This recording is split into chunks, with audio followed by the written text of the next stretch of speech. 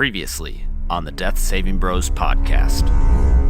Tonight, we are a 10 Candles podcast. All your characters will die. Ambionitis touched the Black Diamond. That was 10 days ago. The world went dark. 5 days later, they came. What are they? You only know that they are afraid of the light. Riley Bevden, he said, I have a plan to defeat these things. And he left. That was 3 days ago. Now the supplies are running low. All you knew was that he was headed to his tower room. My name is Pal M. Lamper, and I work with Riley. So I'm going to be playing Miles Bevden, Riley's twin brother. I'll be playing Jack, and he is a super-toned, soft soldier. My name is Indigo Montoya. Since my father had died, I turned to the drugs. I am Ebenezer Scroob, a tiny little gnome. We need to help Riley. I say we go inside to the tower and not be out in the open like this. But as you pass the library, Miles, you feel warm air. You do see a single droplet of blood under the window pane. And that's blown out.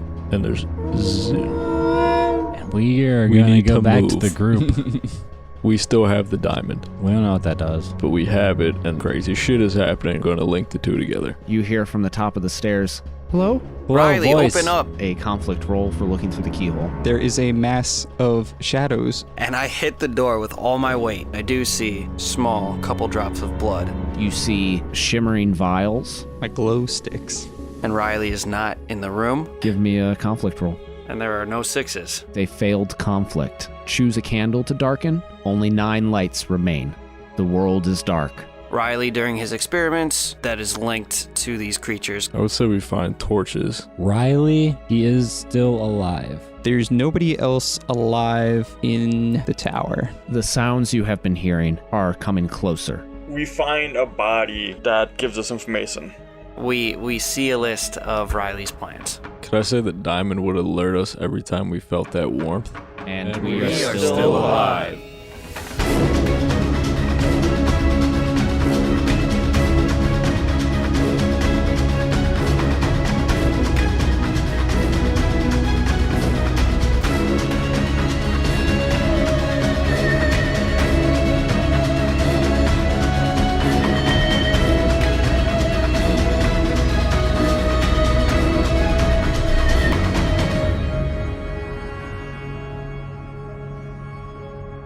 Welcome to the Death Saving Bros podcast.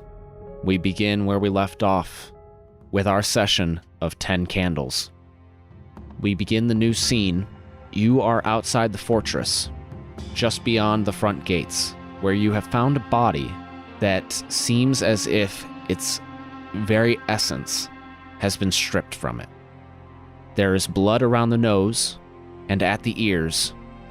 Its eyes are wide and devoid of any light whatsoever. There's not even the whites of its eyes remaining. But other than that, the body remains unmarred, unscratched. The story is yours. Everyone, this, hate to say it, but this looks to be the stable boy who used to look after the horses. Well, he got fucked. Yeah, it would look as it. Does anybody want to go ahead and check his pockets? See if he had any extra food, or maybe if there's any information or anything? Sure, what's he got on him? You can find in his pockets that there's the mildest dust of moon sugar. So there were some rebels who defied the dry commands of Riley. They didn't want to be dry in this fortress. You can also find that there is the stub of a candle, and you can see that there is a roughly scribbled note there in the shadows. All right, so, I don't think he really had... with a sneeze. Real fucking... I don't think he really had too much on him that was of significant use. This note says that they are in the dark, which I thought we already knew that because they hate the light. It says they're in the shadows. Shadows, yeah. No, see here. Here it is. What if we move a light into the shadows, they like move somewhere else, and we can't see them in light, so if we can only see them if there's no light at all. It sounds like we should have a light burning at all times. Basically, I'm not doing a candle. Unless they can still hurt us while they're invisible, in which case we should never have a light burning. By the way, you have lit the torches now instead of the candles. Oh, outstanding. Have you? Or have you not? No. Okay, you're still working on candles. I want to light a torch. All right, the torch is lit now. The candles, those candles that you have been burning since you first went up in the tower, they're burning down to stubs now. You're about to run out of those candles, which means that you have 5 candles and you have 3 torches. And how long do those 4 lamps that we found up in Riley's quarters last for? You would know that they burn the same length as a candle, but they burn brighter. Great, so we have 4 of those as well. 3 of those. We have 3 of those as well. And 3 torches. We're alright. 3 of the bright lights, 3 torches, and 5 candles remaining. Listen, all we gotta do is find out what Riley was trying to figure out here. It all goes back to this diamond. And at that point, I want to pull the diamond out and look at it. Is it doing anything? You can see that there is a very faint light at the center of the diamond. And it feels warm. It does not feel warm, but you can see a faint light. Okay. Well, I want to make that known. There's a faint light here, and that shit wasn't there before when we were in the room. So, if I was to guess, do I know it's because something's around us? That could mean because Riley's close. Do I know that to be true? I know that this is alerting us to something around us that shouldn't be, or do I have to guess You would this? now know that because Because it was a truth. Yes. We have the torches, it's a known, tangible fact. Yeah, within Riley's papers, we could have read it up in his room. Yes. Okay, so I know this. So we know this. So you read it when you were in Riley's room, you did read it, and that was when you started looking at this. Okay, is there a light and it turns warm? Does it distinguish both? Or does it just say there's a light? It says that there is a light and that it will get warm. Okay, but he hasn't figured out when it'll get warm? It says that it will get warm when something gets near, but right now it's just a faint light. Okay, well this wasn't doing this before. So I'm saying that there's something around us that shouldn't be there. But we already knew this. And do we know the sounds are getting closer? You do know that. So, and I would imagine the light will get brighter as whatever's making those sounds is on its way back. And this little guy right here, his eyes are ripped out? Or there's no eyes? No, they're just He's all blood black. from it, Oh, they're all black. and there's blood coming from them. And there's blood coming from his eyes. And it's just a young stable boy. All of his orifices. Like a 7-year-old boy, just tending the stables. His nose and his ears were bleeding. His eyes are black. I want to hold the diamond, by his body. Does anything happen? The light in the center of it stays the same, and it does not heat up. At that point, I want to put it back in my pocket. So, this is Riley's room, right? No, you're outside of the We're fortress outside right now. now? Okay, that's right. We're back downstairs. Okay. So it says they're in the shadows. Fuck. Always watching. Where are we headed to? Well, if we look over the plans that Riley had left behind, he did say that there's a trail that leads through the woods that leads to a small cabin that he would sometimes like to go to do some extra work and research when he wanted to get out of the tower and away from the city. It's through the trees in the forest. I would sometimes meet him out there to counsel him a little bit as well, so I can lead us there. Isn't that the woods towards the noises that we keep hearing? You're No. right. No, that's on the other side of the castle. This is away. Jack, how the hell would you know where this is at? No offense. Give me a conflict roll to determine which direction it was coming from. Motherfucker. Which one of them? Me? Jack. Say no, so the fucker goes. Yeah, but No, there's no buts. Pal over here, he was a good friend of Riley's, so if he's gonna say it, I would trust that he also knows the right direction. He doesn't know the direction the noise were coming from. Oh, I guess we never talked about You which wouldn't direction the ask. noise were, whatever. But he's acting like a scared little bitch right now. Yeah, my guy's a fucking coward. So what's our metal dice for? You'll see. I didn't roll a 6 and I rolled 2 1s. All right, so that would be a failed conflict unless what is on top of your stack right now? Burn it. Virtue. All right, so it is a trait. What you could do is you could burn that to re-roll the ones, and then you would have to work that into the narrative, I can jive with that. because otherwise we would end a candle. Go ahead and re-roll the 1, see if we can at least get a 6 out of this.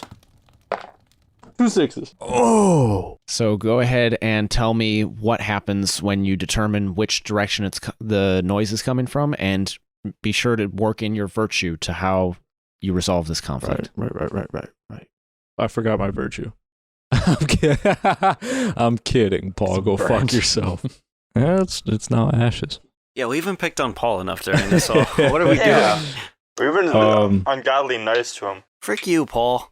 Which way was the window facing that I was looking out of with the broken glass that we talked about last time on the Death Saving Bros podcast? It was facing north. And which way was the cabin? Well, I guess that's what we're deciphering in. Well, so narration. you in this situation, you are trying to figure out for your own knowledge which direction the noise is coming from. You know whether it's in the same direction as the workshop or not. That's irrelevant because, as you said, you were just trying to convince Pal to go, but you will know I didn't know for if sure. I wanted concrete direction. Okay. So I say when I was looking out the window, I heard the noises coming out from that direction because it came towards the window. Now that is on the other side of the tower from the way which we had to go. It's on the opposite side of the workshop. So the noises are coming from the opposite side. Oh, okay. So we would be moving away from the noise. And if we have to go into the shadows, now we have torches and lamps. So now we can see our way through it a little bit better, and we're armed. Right. Yeah. So, By the way, my character's virtue is trusting, so bingo. you don't have to really try arguing too much. Well, either way. You could have just said no and I would have believed you. When we lit the first candle, you said there was a light in the sky. Just the faintest reddish hue. What about now that we have a bigger light? It's the same very faint reddish hue, like when you're staring into the dark for too long Yeah. and you start to see lights, that sort of light. It's not illuminating anything, but there's just almost like a presence. Okay. Oh, I don't like that. I don't like the fact you said presence. None of us do. I don't like Presents? when Paul Like talks Christmas? a lot during this game right now, because it's just getting worse every time he talks. What was your virtue? Oh, perseverant, which is pretty much machine-like work. It is a machine-like work ethic. So right now I'm trying to get to where we have to go. In order to do that, I have to get Ballbag over here to go with us. So in order to do that, I had to lie to him. Wait, so is the cabin in the direction of the sounds then? No, it's on the opposite side. Are you lying to us? No, is that the lie you told him? The lie I told him is that it's on the other side. But it's actually on the right side then? Yes. The truth is That's yes. something I would have to say is true. You have narration, so you can tell us whether or not, as a story, you can say whether or not you lied, but as characters, you told Pal what you told him. Right, but do I know the noises to be coming in the same direction as that, or is that something I have to say? You get to Yeah, we're making it decide. up. You won narration rights. Oh, actually, no. Hold on. How many 6s did you roll? 2. Okay. Well, you're still going to beat me, but now I have the dice that the darkened candles have stolen from you. Right. So the more candles that go out, the more dice I have. If I roll more 6s than you, I win narration rights. You still succeed. We don't darken a candle, but I decide what happens. I'm trying to think, do I want to fuck us, or do I want to, like, help us live a little longer? Well, the only thing I would say is if, as your virtue that you burned was telling him that lie as like that work ethic, then I think you would have to put it in the right direction then, or in the same direction if that's how you were using that virtue in that aspect. Well, that's to tell him, okay, so if I'm trying to work towards the goal, so I would tell him whatever he wanted to hear in order for us to go.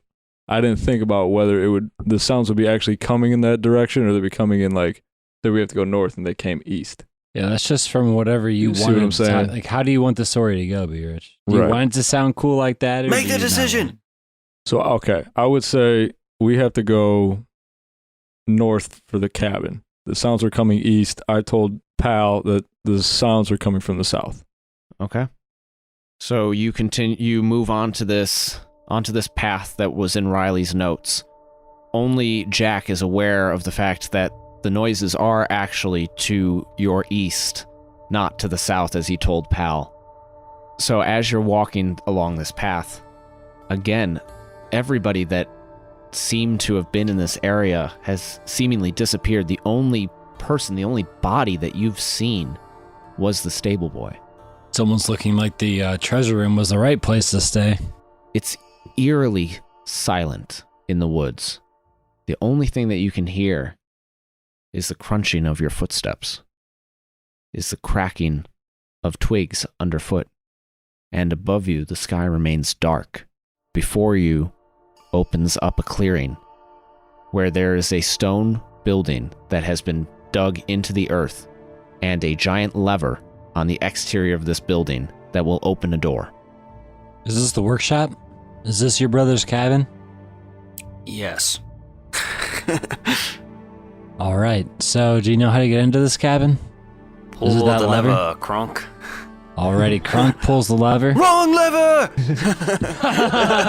We fall into the gator pit. Come out, smack the gator off, and I pull the lever. The lever does seem to be stuck a little bit. I'm gonna give a extra oomph. All right, go ahead and roll conflict. Just lift me up on top of it. I'll weight it down. Poison for Cusco. Cusco's poison. God, I want to watch that movie again. I haven't seen that in a while. Is that a Disney movie? Yes. Squeakity. Squeaker. Squeaks. Got 3 1s. Good. You're on the same level as me. I got 2 6s. I will burn my card. It says, fuck it. Okay, so it is one of your traits. It's my carelessness trait.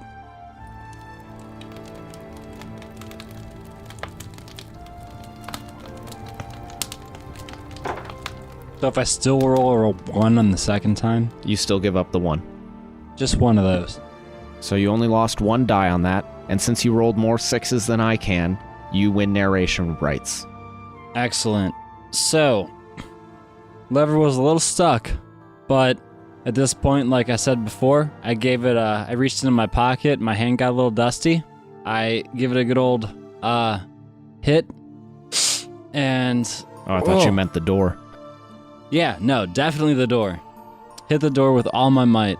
Get a running jump, smack it down, the lever opens, and when that happens, you hear mechanical clicks going as all of a sudden the door to this cabin slowly starts to move open, and we can see the inside of it, where it is still, we do not have any light inside of it, almost as if there's you can't, our light from outside cannot pass through the inside of this building. And as you approach into this workshop, who goes first? Not me. I will go first. All right, Ebenezer. Be right behind Ebenezer then. I'll go in third. So Ebenezer leads the way. What sort of light are you carrying? You have torch, candle, or magic light. I guess one of our torches that we already have lit. I'll take that and All right, so hold out in front of me. you're going to take that off of Jack's hands? Sure. You lead the way into through this vestibule and into a small one-room area. There is a bookcase against the far wall. There is a table with all sorts of alchemical beakers and Amazing. tinctures. That's where I'm at. There is a desk along the far wall, and above it is the word Helaros in tiled letters. And sitting at the desk is a figure. You so far are the only one to have walked into this area and to have seen this figure. Can I tell, does it look like Riley or does it look like anything? The figure's back is turned to you. Does it look like a person? It looks like a person. It has close-cropped hair. Did Riley have close cropped hair? He did. If you look at me, I'm his twin, Just fat. just You fatter. can't possibly have different hairstyles. We're identical twins. Everything's the same except I'm fat. Does he look like Miles except skinny?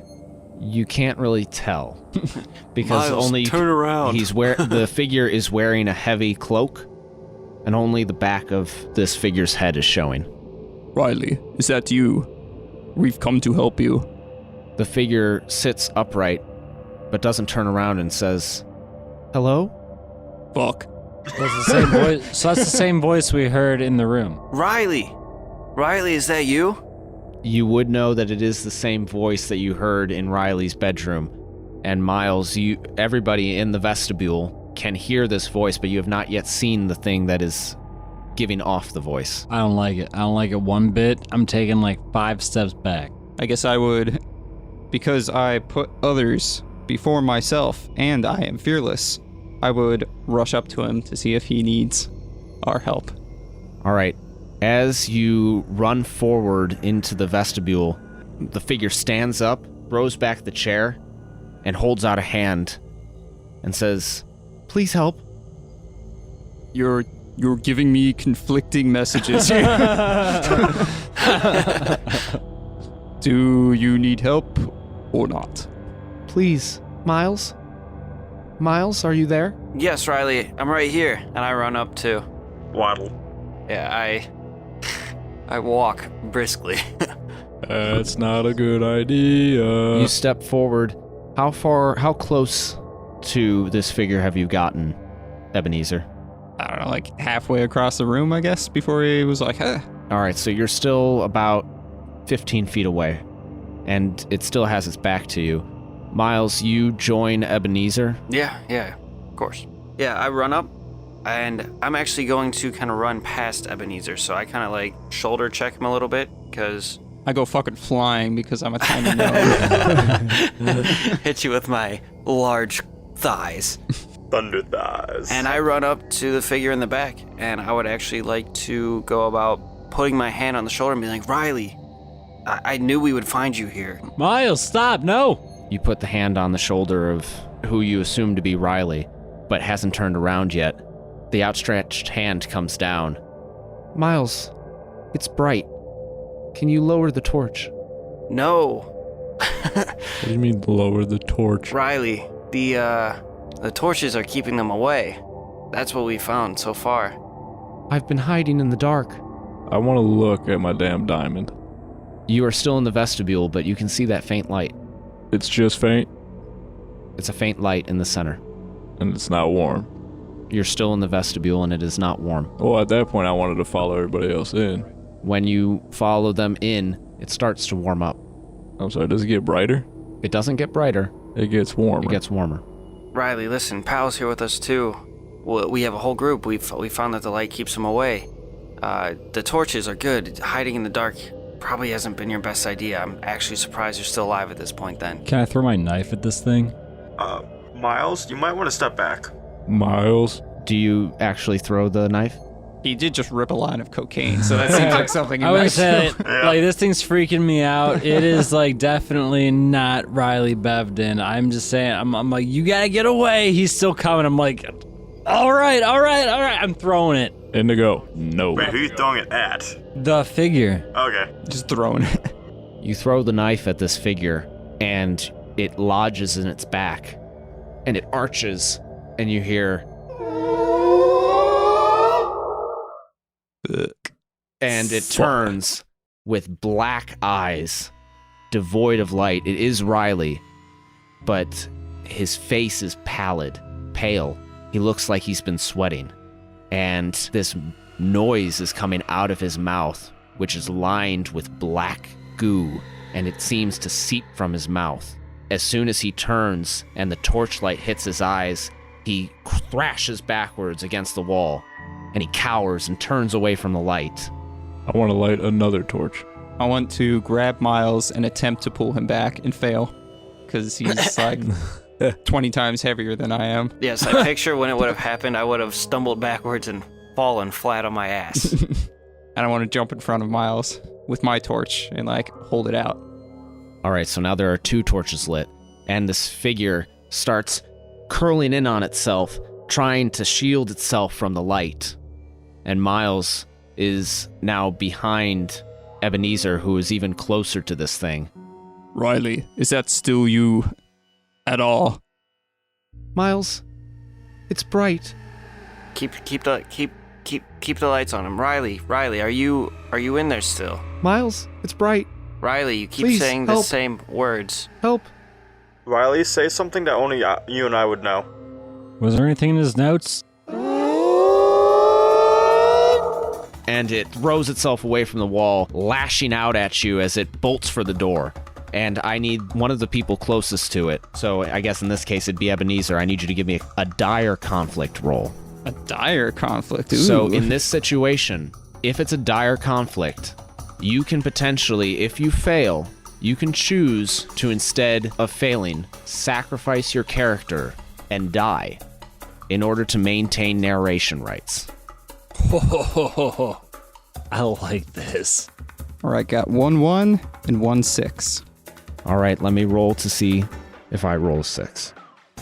I rolled a 1, so Does that mean you give up your die?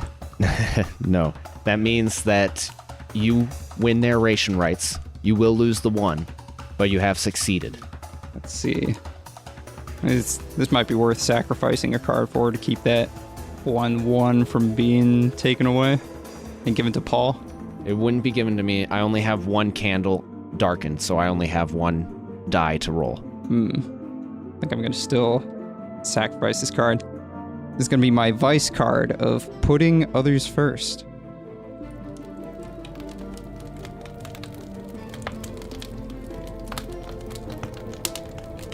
So you shove Miles in the way because you put him first. And here comes the giant fist!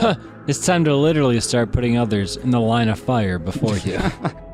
All right, so you said this dude, Riley, possessed, whatever is going on with him, is just lunging like he's just trying to get like out the door. Is he like lunging at anyone or like? Lashing out at you as he lunges for the door. All right, since I put others before myself, I am fearless. I'm going to jump in the way to make sure he doesn't slash or bum rush anyone else. It's gonna fucking knee you over.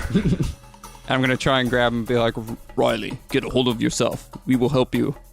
As you do this, you manage to distract it from lashing at Miles or any of the other companions around you. But because you are a tiny gnome against Riley, who is a larger human, this thing has enormous strength and incredible speed and throws you off, throwing you against the bookcase. And some of the books fall off on top of you. And Ow. you can feel something twist in your leg. Nothing's... My leg! He tore an ACL, damn it. You don't feel anything broken, but it hurts a lot. And this thing has bolted from the door. Oh, do I need to re-roll that 1 also? Oh yeah, you I should forgot probably do about that. This is just like see if If you keep... Yeah. it's a 5. All right. So it is running out the door. The people that are nearest the door are Jack and Inigo. I want to hit it. Am I able to baseball swing my torch into its face? Sure. Give me a conflict roll. Dire conflict roll. 1-1 and a 6. Yes. And you have narration rights. And I'll take the 1. Aw. Or burn a card. Who has a moment on top? I do. I also do. Okay. Which one's the moment? I find hope in. I also Oh, have I one do. on top. So remember that if you want to get to the other stuff in your pile, you will have to go through this moment. And if you ever want to live your moment, you have to declare that before you roll. So if I call for a conflict and you say, I want this to be my moment, and you think that it fits with the story, like in this case, if you wanted to if it was your conflict, Eric, and you wanted to burn your moment because you've learned something new about them, they're strong, they're fast, something like that, you could do that. Alright, so I can do that now? Well, if you are the one rolling Oh, alright. the conflict. You could also ask to roll the conflict if you wanted to, in place of somebody else. Okay. So, as I see this thing running at me, I want to take my lit torch and swing it at its head, aiming for its nose. Like, am I able to say what it does? Yeah, sure. Okay. Narrate. Okay. I didn't know if he has to control. No. He said it's our story. It's as much as your story. You can't establish weaknesses about them. Right, but I can say what I did to it. Yes. Outstanding. So I hit it, and as I hit it, the force of the swing kind of lifts its legs from under it like as it's running, so it slips and lands flat on its back. And I'm imagining it's clawing at its face, trying to get away the light, and I just burned the shit out of it because it was a lit torch. So with that, I want to hold the torch down at its face, like right by it. Just slowly cricks and cracks its So, yeah, head I'm imagining around it's like a spider. Yeah, it's and freaking the dies. fuck out. And I want to yell, someone get over here and stab this thing, as I have it like kind of pinned. No, don't kill it. That could still be Riley. No, Riley could still be in there. Riley wouldn't have tried to kill somebody. Yeah, but you don't know the way these monsters work. They could Wait, I have a sword. take out the brighter light. I have a sword. I want to stab it right in the chest. You stab this thing in the chest, and it's thrashing and it's clawing at its face to get away from this light. Slows, and it fades and falls. Well, I want to stab it a couple more times. Not in the same spot, just in the chest, stomach, and I want to take a jab at its neck. I was a soldier, so if I'm going to kill something, I'm going to make sure it's dead. Especially if it's like this. Gonna pull like an end of has anyone seen Jeepers Creepers 2? Yeah, where the Where dude he stabs just... it like 1,000 and times. it keeps coming back. Yeah, so I want to do that and just keep at least 5 or 6 more good stabs to the chest, stomach, and neck. This thing has stopped moving, All right. and you can now see blood dripping from its nose and its ears. Black, dark blood. Does it remind me of what we saw at the stable? Yes. I think there might be someone else alive because this is exactly what the stable boy looked like. So someone must have killed that one too. My guess is Riley killed it, and that's probably what made him turn like this. He probably got infected by this thing. Nobody touched the body. On my sword, is it just streaked with blood? Like it's not burning, it's not melting, it's just a regular sword with a shit ton of blood on it that's black? Yes. Okay. Now that you killed this thing, what's that diamond doing? Yeah, I guess that's a good thing. I guess The I'll diamond is no longer warm. like I don't feel it. You don't feel its warmth. And if you take it out, its light is still there, but it's not warm. Okay, so it's not warm, so I mean something's still around us. This is still light, but not as warm. And this thing's dead for now. Miles, I'm sorry about your brother, but that wasn't him anymore. At this point, I'd like to crawl my fat ass over to the body, Don't touch it. and I'd like to see if I could figure out if it was actually Riley or just something that had looked like him. Maybe these monsters, like when they see something, they take the shape of something and shapeshift into them. So I'd like to look for kind of anything I would know that would let me know if it was actually Riley or not. Give me a conflict roll. I rolled a 6 and a 1 throughout those. I rolled a 6 as well. In terms of ties, I win. Get fucked. So narrate for us. I was going to say, what if I end up burning a card to save this one and I re-roll it and then it's a 6? Is your moment active? No, but one of my vices. You could burn it to try and re-roll the 1. Doesn't really make sense to work in gluttony at this part, though. I just get so hungry looking at my brother. You start eating him and you're like, this doesn't taste like Riley. He's starting to look like a real snack to you, huh? I knew Riley always Mm. kept Twix bars in his pockets. I mean, or at that point you could be like, well, like you're so overcome with emotion that you want to comfort eat. You can make this work if you want to. Yeah, It's but up to then I you. have to roll a 6. It is up to you. It's a pretty big gamble for one dice. Thinking Are I you would be taking able it to or are roll you a leaving it? 6. The candles are burning. I'm gonna leave it. Yeah, the candle's about 2/3 of the way done, guys. There's the die, Paul. So, you search through his pockets, through the cloak, for anything that would prove that this was Riley. And you see on Riley's finger a ring with the signet of your family's house. Oh, nuts. You can find in its pockets the missing pages of the notes that Inigo had been exploring in Riley's apartment, in his room. As far as you can tell, this was your brother. A single tear is shed from my face. I thought we said one of the truths that Riley was alive. I said he was alive, but he may or may not have been human. So we You said in found some him. form. Ah. Yeah, we found him. He wasn't human. We killed him. Right. Well, this whole time my character was determined to find Riley, and now I'm determined to find Food. A cure? the cause of what had happened and why it had come to this. Looking at the pages in Riley's cloak, you can see that what he was looking for was a person. Written on those pages is the name Parmar. And along with the name Parmar, you can see that Riley believed or knew that he needed to go to Principium of Trugala Kingdom in order to find the one man that knew how to reverse the effects of his experiments. All right, well, I relay that information so everybody's aware. Who's the one man that can hold this experiment? Parmar. Riley had talked to me. He counseled me about this, and I tried to tell him that experiments of this sort were wrong to do, that there was too much risk involved. Pal, I'm not sure as a friend if he had ever brought this up to you, but I had told him to stay away from these experiments just until we knew more about what this diamond was and everything. He didn't listen, and I think by getting from these papers, the only other person who would actually know enough about this diamond and about this experience would be Parmar, which we can find in Principium, in the Trugala Kingdom is where he would probably be looking for him at. Sounds like we need to take our way out there. Your brother talked about him a lot. He's got a lot of information for his research about this from him.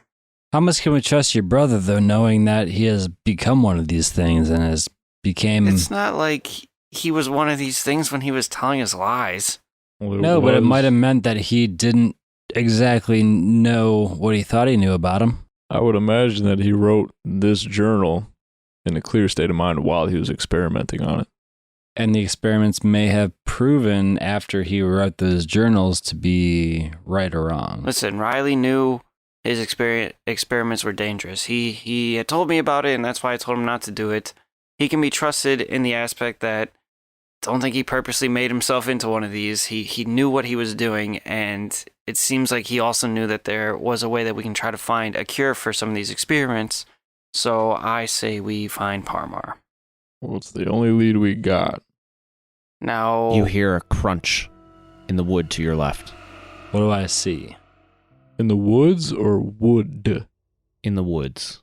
Oh, so outside of this. Yes, because this thing was in the vestibule, on its way out, and just outside the door to the left, in the wooded area, you hear a crunch. With my junkie-like senses, can I tell what this crunch is?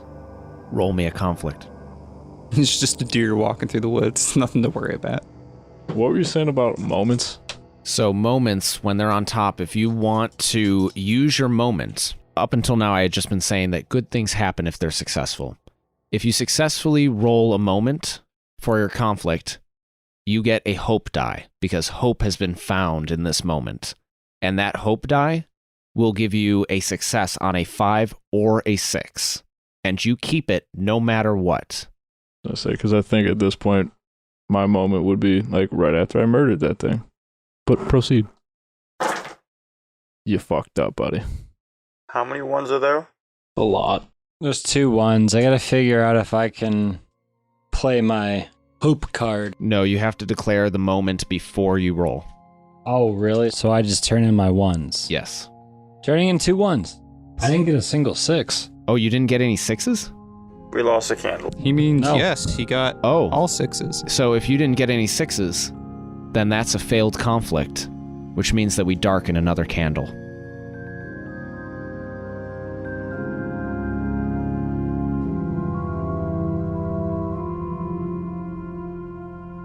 We have darkened our second candle. That means 8 remain. We will now move to the truth phase. Riley is still alive. I swear to fuck. And we are going to begin with the person that last rolled the conflict. So, Brad, these things are true. The world is dark. Riley Bevden is still alive. All right, that's the truth. I fucking hope you die a slow death. Yay! We make it to Principium. All right, that's 2 truths. In Principium, the diamond is almost always warm. Oh, great. As we were traveling, we've been hearing more noises from different locations getting closer. Did somebody say there is a cure? No. All right, I'll say Parmar does actually know how to reverse the effects. He gave us all hope. The diamond is directly correlated with what happened to Riley. Parmar is still alive. And that's 7 truths. So the last truth we say together. And we are still alive. Somehow.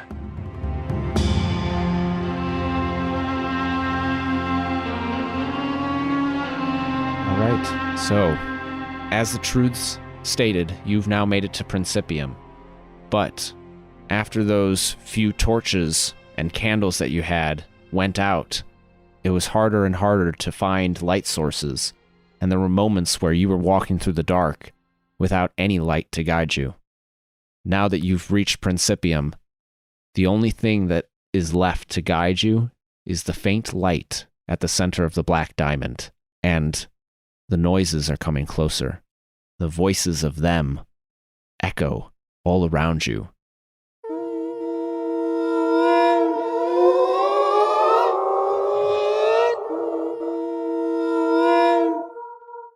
And you know that unless you can find light soon, they will close in on you. So I imagine those lava lamps we had have been used up. Unless for some reason you saved them. I think we saved a I couple. think we totally did. Okay, what we use? Torches, the candles. This was also a 3-week journey. That's... Holy fuck. I figured at some point we would try to make more torches. You definitely probably did, I but feel like we'd probably save like one thing as like a last ditch, like in case like we heard something like definitely right up our butt. We can be like, psh. Just have it in case we get like jumped to pull it out and like Yeah. it's less defense. Realistically, how many would we have saved in that? I'd probably One. just like one of the lamps. I mean, we still have that rope. I mean, we could have wrapped that rope around sticks and lit that shit on fire. Rope's flammable, right? yeah. Yeah, I mean, if we had to, we could light rope torches. We have 100 feet. That's what I'm saying. This is a 3-week journey. I mean, use it sparingly.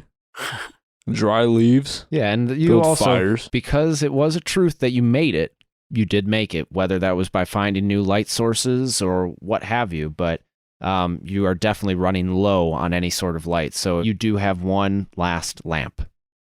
Since we're in a town, do we see any like street lamps or any lamps hanging from windows?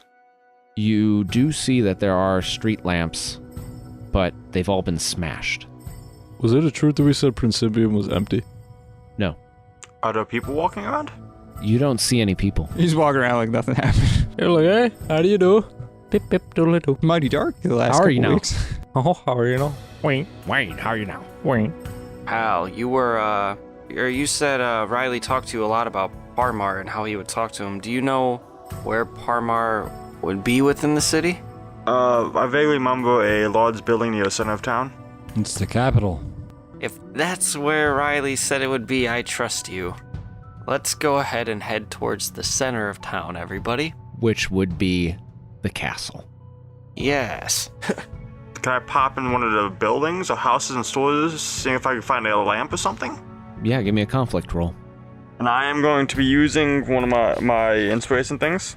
Since we learned that it is spread all the way to the capital, and I'm assuming it's knocked out a large portion of the population, if not most, 90% of it. Because it's a large capital and we don't hear or see anyone. So we're assuming that it's spread a lot farther into the capital. All right, so you've learned something about them, and you have found hope in the fact that you now know more about what you're getting yourself into. Yeah. All right, go ahead and burn it, and then let's see if this is a success.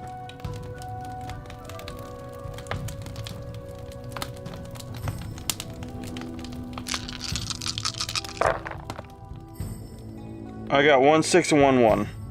All right, so you will lose the 1, but you did get a 6, which is a success. I did not get any 6s. So you have won narration rights, and you have found hope in this moment. You now can take the metal D6 that you have. That is yours, and you can roll it on any conflict from here on out. On a 5 or a 6, it counts as a success. You will never lose it unless you burn your brink, which is the last card in your stack. Alright, so I'm assuming with me looking in this building, I found a couple torches. Alright, I went in there recently, didn't I? Yes, you did. When I went into a place that looked like a general store, I managed to find a couple lanterns. 2 lanterns, a handful of candles, and more food. Yes, what kind of food? Twinkies? I managed to slip one of the candles into my pocket without anyone seeing. Just ignores the Twinkie. Completely ignores Twinkies. I eat the Twinkies anyways. You eat anything we give you. You Fat bet. fuck. Maybe you've even slimmed down on this trip. Wait, wax is edible. Have you been eating the candles? Hey, I was hungry. All right, so you have found these extra supplies. You step back out into the street, and there's a crash in the alley to your right. Someone want to investigate that? No. I'm not going first. There's a scurrying of feet against I hide next to pavement. Ebenezer. Quick, light the. What did you find? Like lanterns? Or Yeah, I light a lantern. torches? Light the lanterns. The lanterns flare up, and it catches the edge of the alley where you can see that a barrel has been knocked over. I'd like to give just a middle finger in that general direction. Is my diamond warm? Oh, you said it was always going to be warm. It's warm most of the time. It's not warm right now. Is anyone over there? Hello? Oh, Jesus Christ, I draw my sword. Riley, is that you? Hello? Who is that? Who are you? Light another lantern. We just need one at a time. We only use 2 of them. Are you one of them? Are you one of them? Hello? Hello? Are you We've got humanoid? light. We're obviously not one of them. You dumb fuck. Now come into the lights and let us look at your face. Give me a conflict roll. Does my metal dice go in with everyone? No, that is yours for your conflicts. Oh, okay. Is my angle still jacked up? Or has it been like 3 weeks, so it's like... We'll find out with this narration. Oh. Alright. Got 1-1 and 1-6. All right, so you'll lose the 1 because your moment is active, correct? Yeah. So you didn't declare that. Let's see who wins narration rights. You do. I rolled 2 3s. Alright. I guess we see someone come from, or like peek around the corner or wherever, about where that barrel was. And they start approaching us. Hello? Yeah, saying hello or whatever. Help me. And we hold up our lights to see if they cringe or not. And I guess they don't cringe and they keep coming towards us. Okay. And they step into the light and they don't look all fucked up. You see that it is a young woman, and the young woman is shielding her eyes against the light, but she says, How have you made it this long out here? How were you out with no light and still alive? I tripped and I spilled my lamp, but I'm a scout. I'm a scout for the people that are surviving up at the castle. And like, we can see her, she can see us. Is she in the light? She's in the light. She's shielding her eye from the light, but you can see that her eyes are blue. We're coming from the present canals. Is Palma still in the castle? You came all the way from the Prussian Canal system? That's a 3-week journey. We know. You're telling me we had 3 weeks and we barely had any food. Do you, up in the castle, do you have lots of rations there? And do you have food? Do you actually have anything on you? We're starting to run a little bit lower now. We've had to ration, but that's why they send out scouts like me. I'm gonna pull it off to the side and be like, okay, so for rations, that's okay. What do you have? Do you guys have any moon dust? No, of course not. I mean, of course not. Everyone's got a little. Okay. Lady, what is your name? My name is Sylvia. Sylvia, we need you to take us back to the castle. We need to find Parmar. All right, first I need to look at all of your eyes. I need to make sure that you're not one of them. Right. I mean, if we were, would we be able to sit by the light? They've been getting stronger. Fucking course they have. All right. My eyes, his eyes, his eyes, his eyes, his eyes. All right, I'll take you to the castle. My eyes are super bloodshot. Is he gonna be all right? He's fine. I'm perfectly all right. He's going through withdrawal, but he'll be okay. Yeah, the moon dust, moon sugar. Yeah. Schneef. Schneef. Yeah. Off in the distance, you hear. At the mention of Schneef. She hunkers down and she says, "We have to hurry. Move. Come on." Now. And you start running. As you go, you hear your footsteps slapping against the pavement. Again, all the streetlights have been smashed. The alleys are flashing dark as your torches bounce past one building, then the next. You can see smashed windows in the storefronts, and you can see doors hanging off their hinges. Pal, you think you spot claw marks along the banister of a porch. And Ebenezer, you can guarantee that you saw blood on a barrel next to one of the bars. Damn. And the next thing you hear are extra footsteps. It's not just you that's running anymore. You can hear something coming up behind you.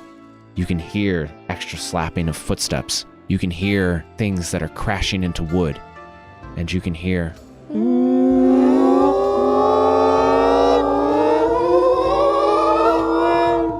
Run faster, bitches. Move.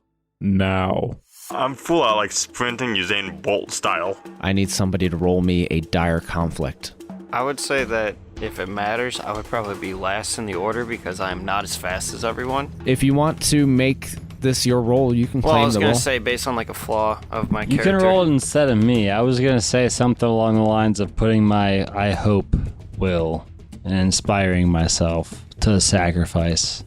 If you want to. I was just saying for story purposes, I'd probably be last in line, but Yeah. Inigo, you have decided that this will be your moment.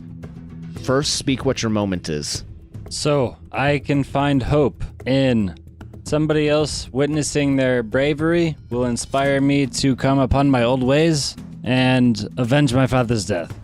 Or if I find an absurd amount of cocaine, Oh, that's it will right. inspire me to achieve feats beyond my recognition. It was the act of bravery of seeing us all journey here under the intense darkness, and it, seeing this has caused me great inspiration.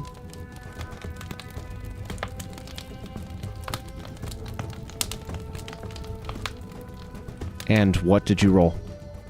I have 1-1 and I have 1-6. Aren't those 2 6s?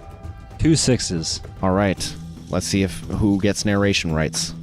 You have narration rights, and you have found hope in the darkness. You now have your hope die, which is your metal D6, and that you can add to any future conflict roll. But go ahead and narrate what happens as you're running. Excellent. So, as we all are running away towards the Capitol building as fast as we can, we hear behind us an additional 1 or 2 pairs of footsteps. We can't tell because of how many people are with us as now, but the makes me realize that we are, in fact, in a dire situation where they are right behind us. And something in me snapped there. Okay, I grab a puff of my powder, slap it into my own face, and I will turn around drawing my pocket knife that I have, and I will say, "My name is Inigo Montoya. You may or may not have killed my father, but prepare to die." And I am faced with one of these creatures. You tell me what they look like. It sounds like you're on a roll. Okay, as I turn around and see all of my friends, they are passing me. I turn around into the darkness as the candlelight is fading ahead of me. And I just see it looks like it doesn't quite have human shape. It has 5 limbs. It is very skinny and looking like they also are addicted to the moon dust. And with that, is this a point where I can, my character goes out? I mean, you could sacrifice yourself if you wanted to, but you wouldn't gain anything because Okay. you already have story rights. So I see this thing. It has a jaw that can unhinge to a third of its body length, like a camel spider. I see him, and I stab him in just the right spot there that he keels over, and he's in a lot of pain. So I'm back here scuffling with everybody as everybody else is running off. All right, so you stab this thing. It drops behind, and you're able to gain a few extra moments for you and your friends as you dash out of this street and into the courtyard of the castle. Off in the distance, you can see a crack of light behind the castle doors. You sprint for it as that slapping of feet increases speed behind you, is closing in on you. Sylvia yanks open the door. There's a flash of light, and you just hear behind you as you bolt through the door, and it's slammed behind you. You are faced with almost 24 people who are huddled in the great hall of this castle. One of them steps forward with his sword drawn, his beard long, and he looks like in days gone by that he would have been a grand, regal man.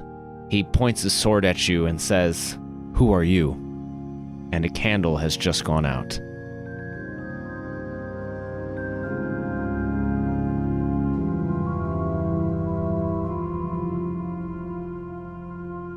Like, for real? Yeah. Oh, fuck. Oh, no. So we now move to truths. These things are true. The world is dark. We will start to my left. Oh no, sorry, I get to start since the candle went out on its own. The man who greets you with his sword is the King of Trugala. Palmar is in the group advising the king. Pass. This is tough. It gets tougher. It does get tougher because we've already established that Parmar has the answers too. I'll go ahead and say that the castle has enough light source to last them many more weeks, meaning that it's still safe there for a while. So Parmar has the answers. Parmar's there advising the king. We have light. There is a vast array of weaponry in the castle. What I... We're about to lose another candle. Hurry up. Shit. I did, in fact, kill one of them. You did or didn't? Dude. Did. And we speak the last truth together. And we are still alive.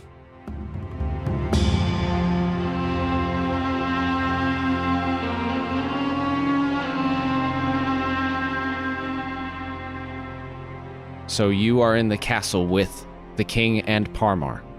And another candle has just gone out. So we go to truths. Oh, bitch.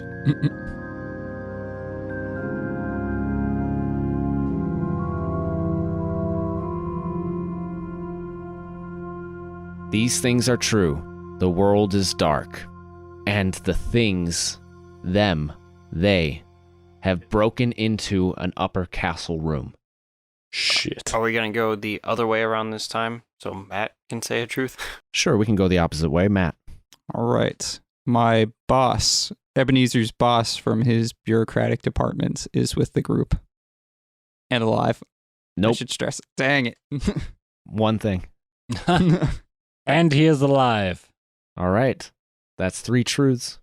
Most of the people in the castle are soldiers from my Battalion. I was gonna say battalion or what, platoon, battalion. Okay. That's 4. I think I actually skipped one of the truths before. I apologize for that. I'll go ahead and say that aside from the castle that we're in now, there are also other safe places outside of the city. And the 6th truth we all say together. And we are still alive.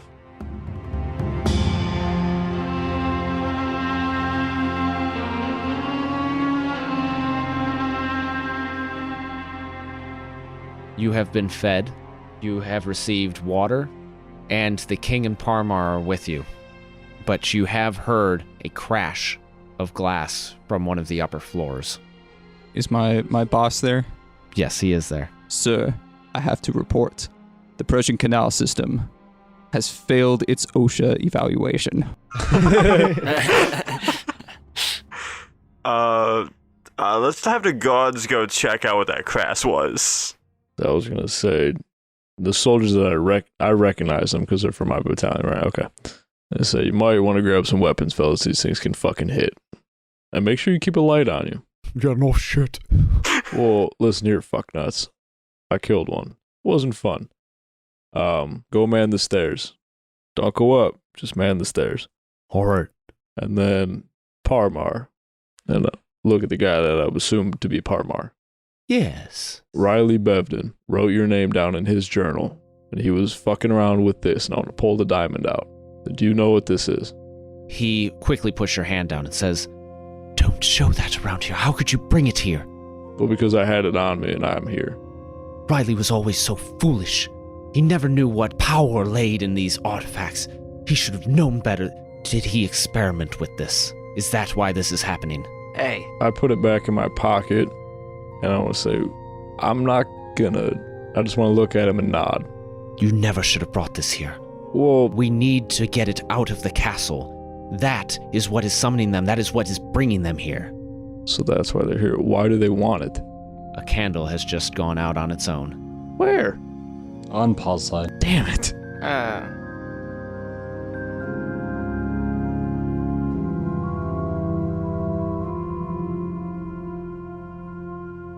So we move to truths.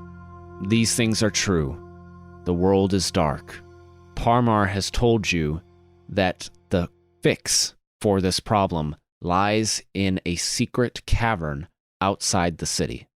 the diamond itself is not summoning the demons. The entrance is right outside the castle walls. Like, it's obviously hidden, but it's right outside the castle walls. But it has to be outside the city. Yeah, it's outside the walls. Okay, outside the city walls. Right. Okay. Not the castle. It's outside of the city walls. Okay. It is extremely well hidden, but we know the way. All right. And the last truth we speak together, and we are still alive.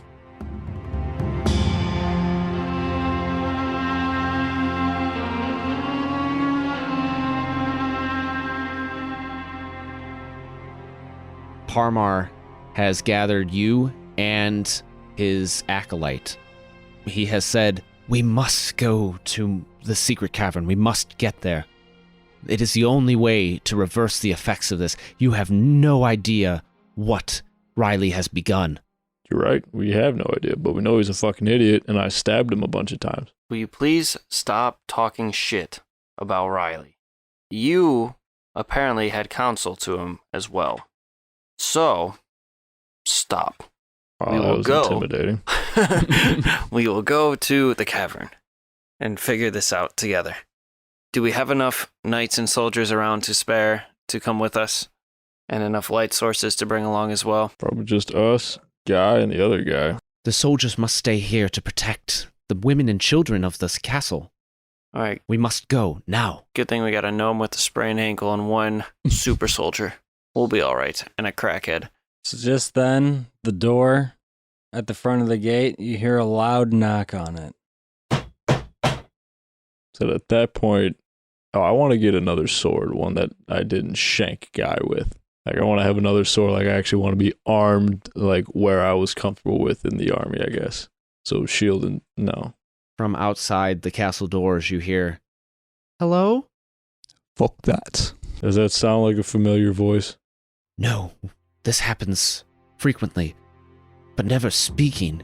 And we hear the knocks. We hear them trying to get in, but it must be the diamond. We must go. And he spins his cloak around and he brings his acolyte with him. And he pulls aside a tapestry behind which is a door that leads into a secret passage. He says, "Quickly, we must escape now." Can I grab a crossbow on the way out if there's any to spare?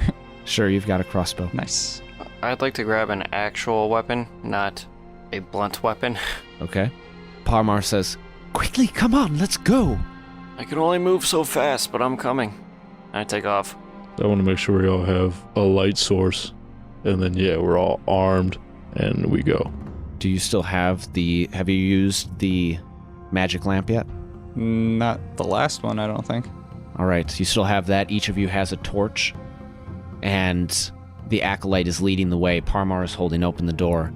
The stairs descend down, down, down into the darkness of the ancient catacombs of the castle. And the acolyte leads the way, burning a brilliant light ahead of you. you eventually reach a sewer grate, and he opens up a door underneath the castle that leads you outside the city walls, and says, "The cavern isn't too far from here. It's approximately 500 yards beyond the city walls." And I need a conflict roll from... Does anybody have a moment that they would like to engage? I do. So, the moment, I will find hope in subtle squeaks during a quiet moment with no fighting.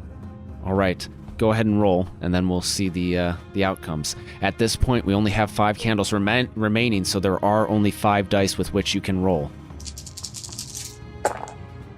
Cock-sucking motherfucker. No 6s, no 1s. That is a failed moment, so go ahead and burn your moment.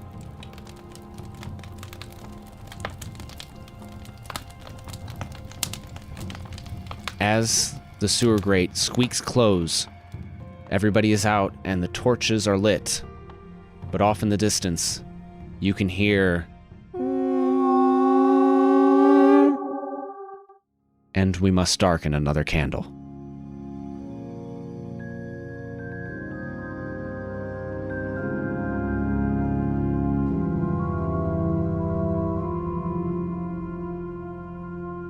Does he still get like the hope die kind of thing? No, because he failed his moment, so it was hope lost. Well, dang.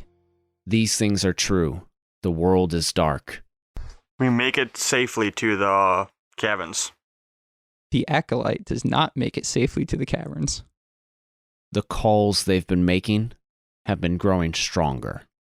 And 4 candles remain lit. We speak the last truth together. And we are still alive.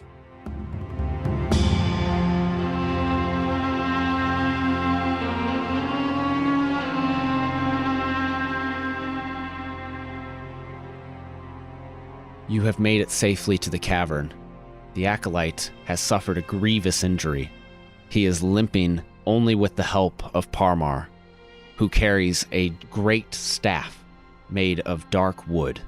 He sets his Acolyte down outside of this overgrown cave entrance, and he says, "Son, put some pressure on it. Here, use part of my robe as a tourniquet."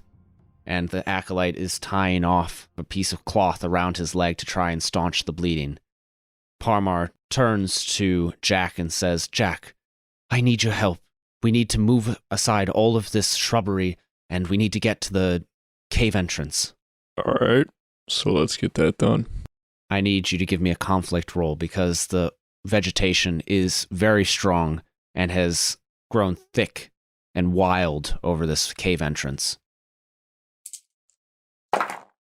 2 1s, no 6s. Do you have a trait available to you? Yeah, it's empathetic. You do have an injured man. Yeah, I'll burn it.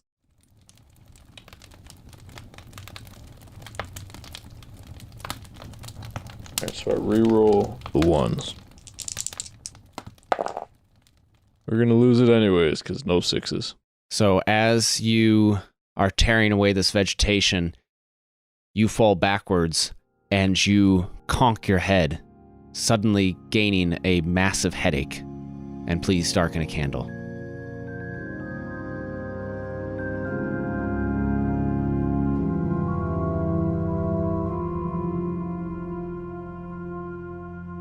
These things are true. The world is dark. We will find the answer in the cavern. Parmar is trying to hide the answer from us. And the last truth we speak together. And we are still alive.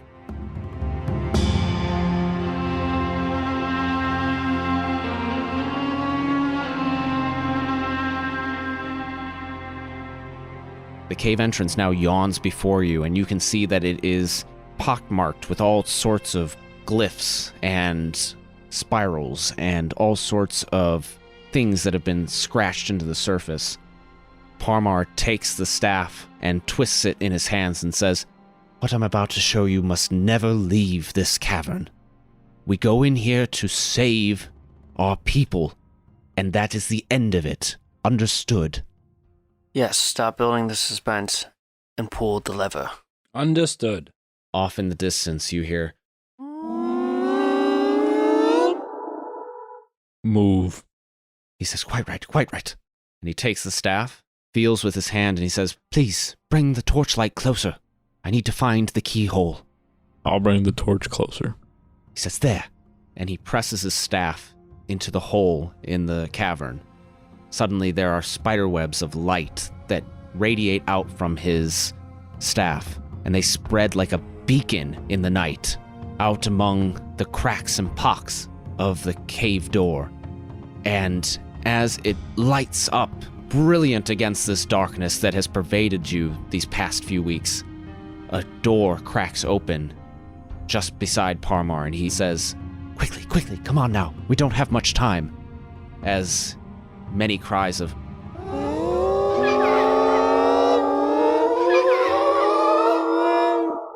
Does the acolyte follow us in? the acolyte stumbles in with you. Okay. Parmar is rushing ahead of you. He's got his torch ahead of him, and he's ushering you with him. Oh, so we're just sprinting down I this am bitch. hauling as fast as my fat ass can run. Yeah, I will be absolutely hauling ass. I'm basically using Bolt. I guess Ebenezer would be trying to help the... Is the acolyte just kind of like limping behind us, or like... Yes, he is barely keeping it together. Alright, I guess Ebenezer would try to be like helping to pull him along. All right, I need you to give me a conflict roll. So I kind of made this specific as far as the hope thing. It's saving someone's life from falling because they'd be hanging by a moment. Okay. But is there not really anything to fall off of? He could fall. He could just fall right now. Just fall to his knees, fall All right. behind. I guess I'm going to give that a try. Going to try and save him from falling. All right, no sixes, no ones.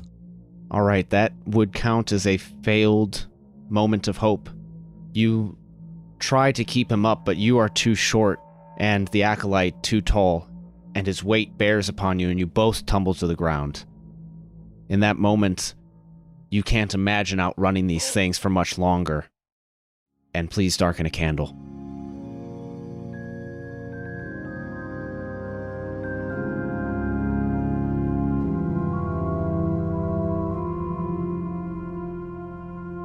The one that looks to be most out. They're all almost there. These things are true. The world is dark. I guess the acolyte dies here. All right? That's depressing. And the last truth we say together, and We are still alive.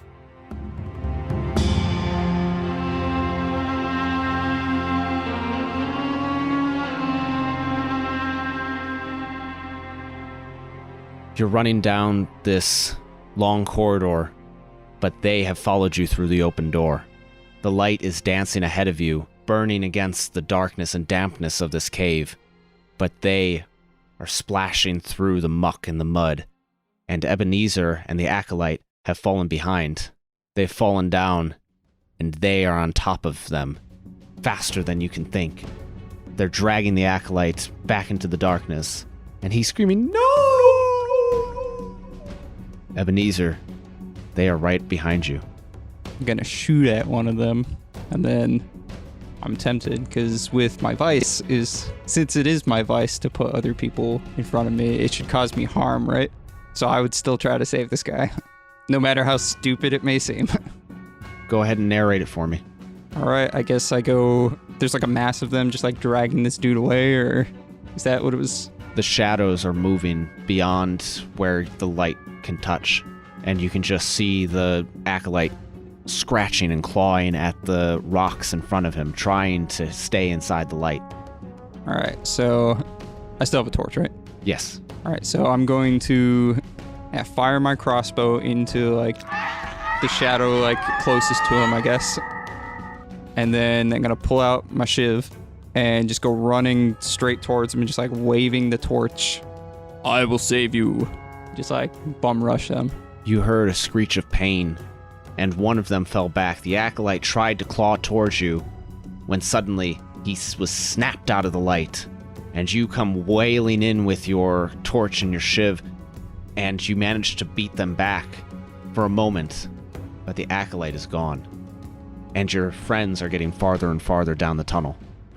I guess if I can't see where he is now, I would try to catch up to these guys.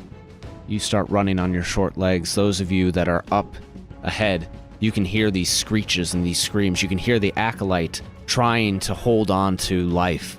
And Parmar reaches another door, presses his staff into another keyhole, and opens it. Inside, you can see that there is a ring of silver metal sitting on a pedestal, illuminated only by the torchlight that you've brought into the room with you. He says, that is the only thing that will save us now. What the fuck is that? That is the Diadem Exorius. It's a ring. And what does it do? That will allow us to harness the energy of this crystal. This crystal, it's no black diamond. It is a piece of the soul of Sargonis. It is evil incarnate. It is pure power. And Riley tampered with it. Do you know what Riley was trying to accomplish with it? He knew it was dangerous. He knew these experiments could go wrong. I had told him to stay away from them, but what did he see as an accomplishment with it? He hoped to use it as planar shift to dance between the dimensions, to conquer all worlds, to expand his commerce anywhere and everywhere that exists. Yeah, seems like something my brother would do. First, he built that enormous pressure canal system, thinking that it would help the kingdom. All he's done is waterlogged the entire north of the country.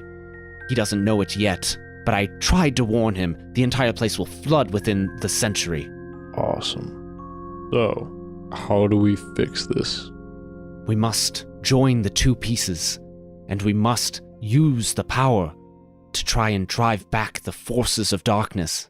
We just lost another And one. the candle is snuffed out.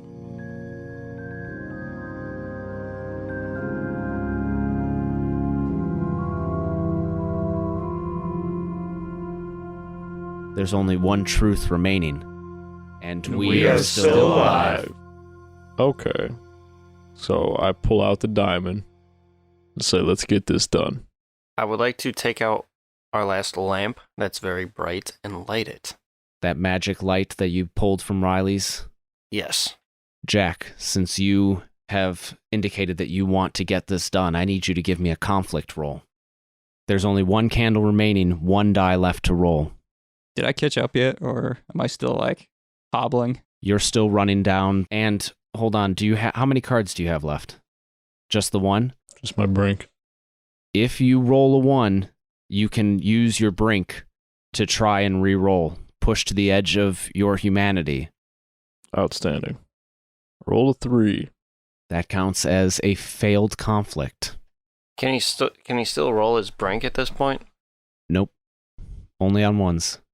But since this is the last candle, it's not just a failed conflict.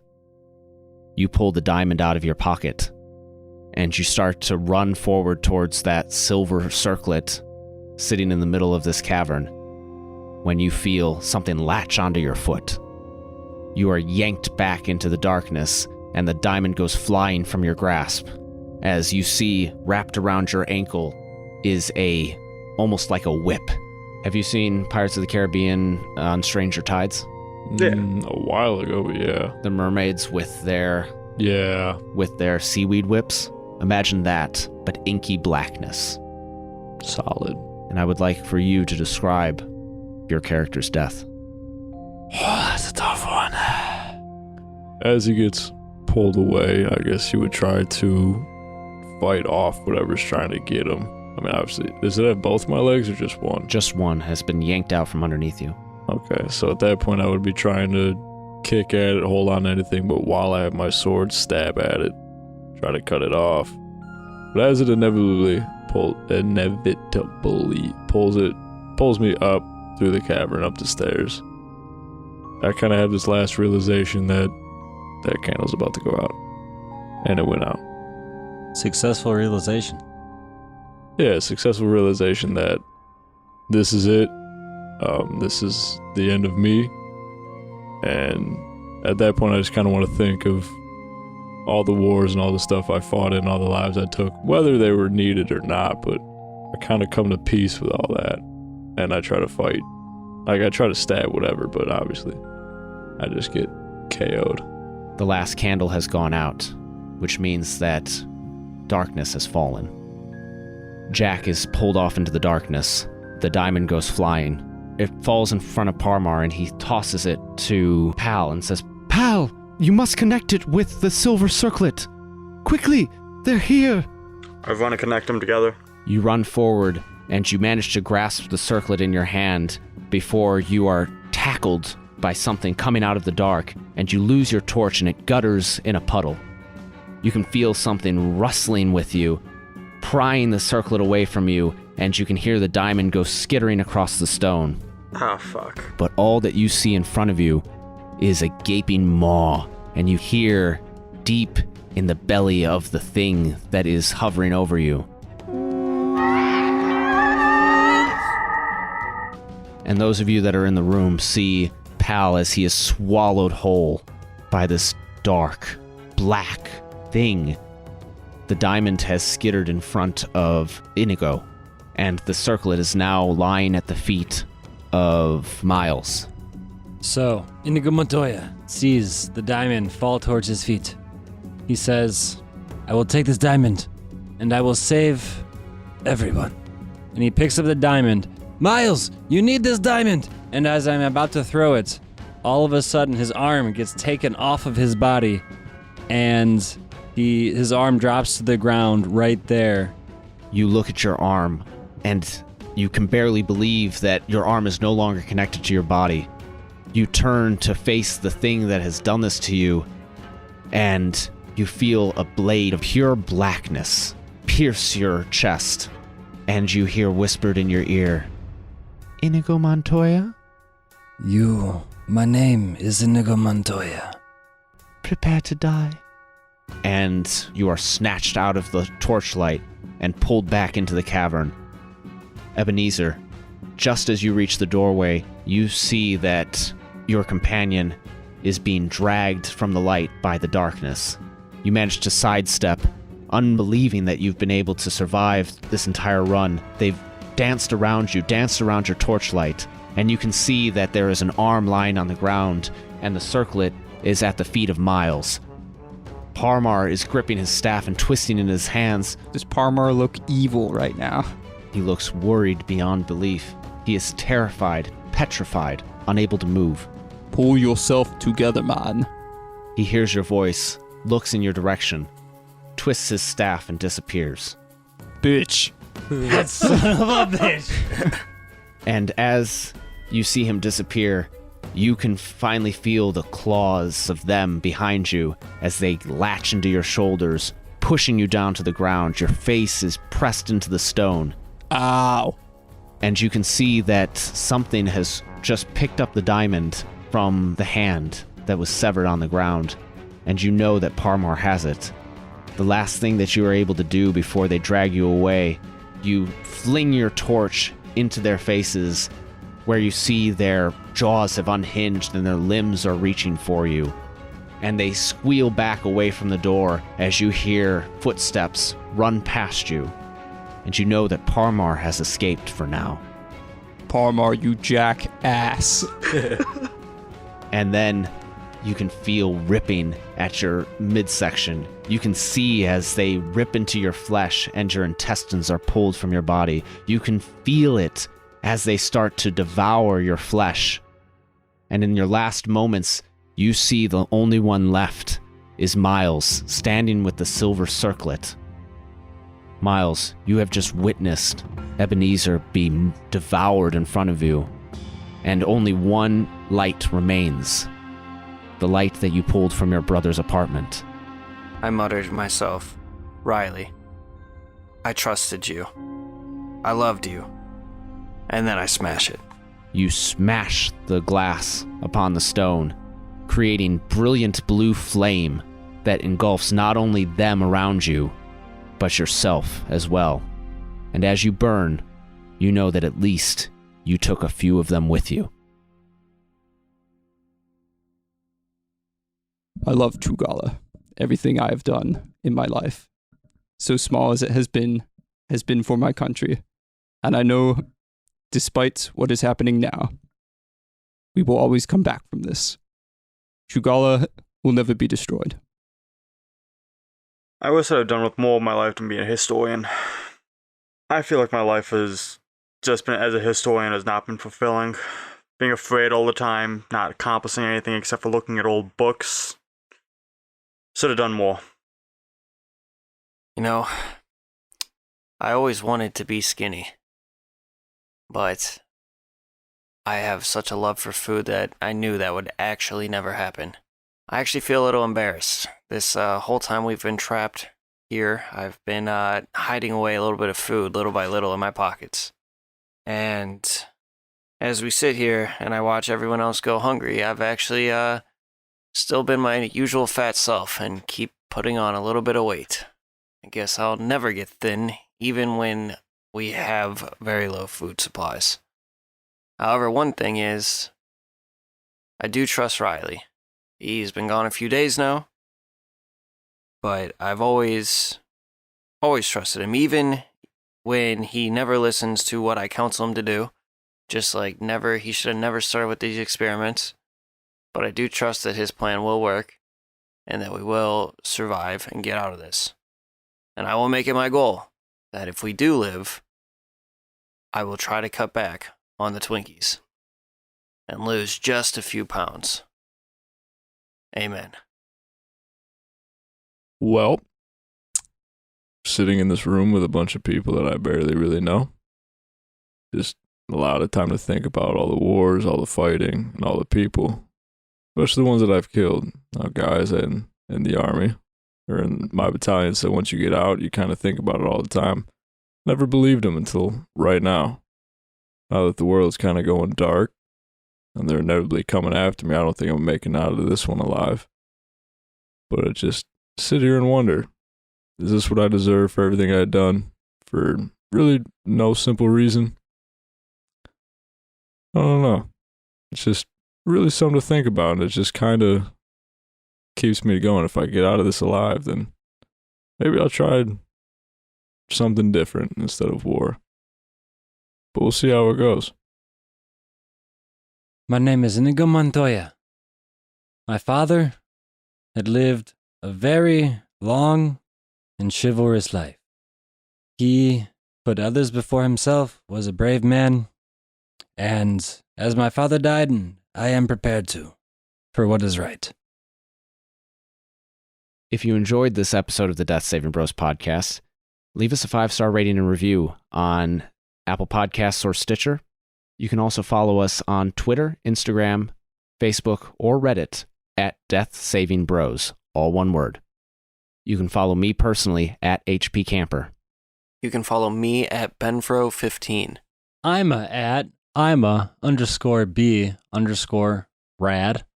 And you can find us on Reddit. You can find me on the PlayStation Network as FATT-Smith. And I'm listening to you. For those of you in your cars, in your home, or wherever you may be, keep saving those death throws, and we'll see you on the next one. We'd like to thank Will Savino and his Music D20 project for elevating this episode, and for elevating the whole Goblin arc to a whole nother level. His compositions are top-notch and have been perfect for our story. You can get access to his music as well by supporting Will at patreon.com/musicd20.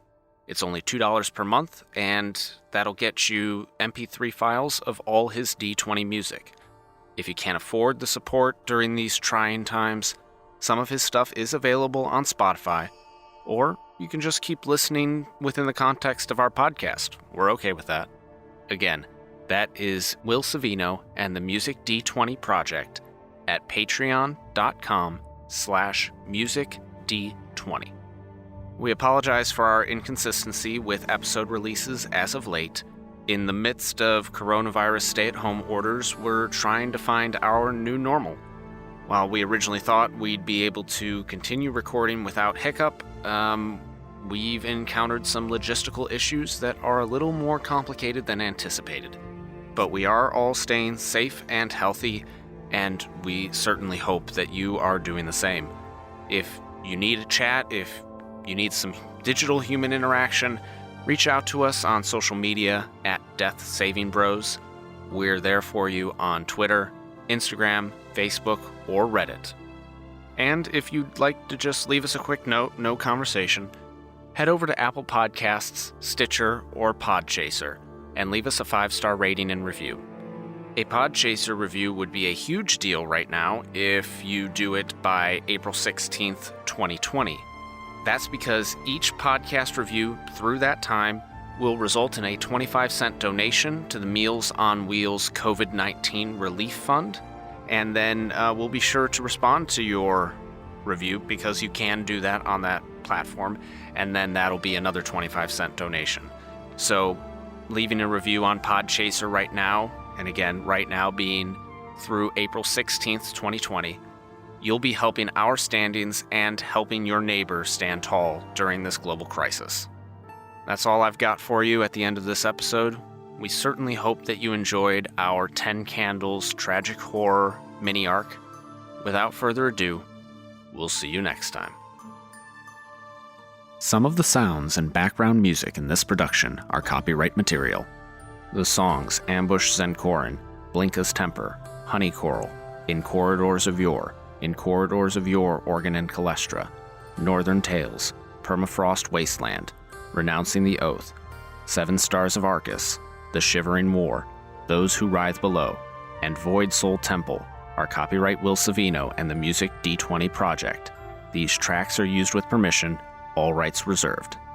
The tracks Beginning, Horror 13, and Horror Drone 1 are by Jason Shaw on Audionautics.com, licensed under Creative Commons Attribution License 4.0.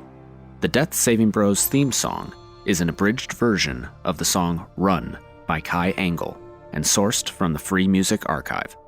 This track is used with permission under Creative Commons Attribution License 4.0. You can read the full license at creativecommons.org/licenses/by/4.0/legal code.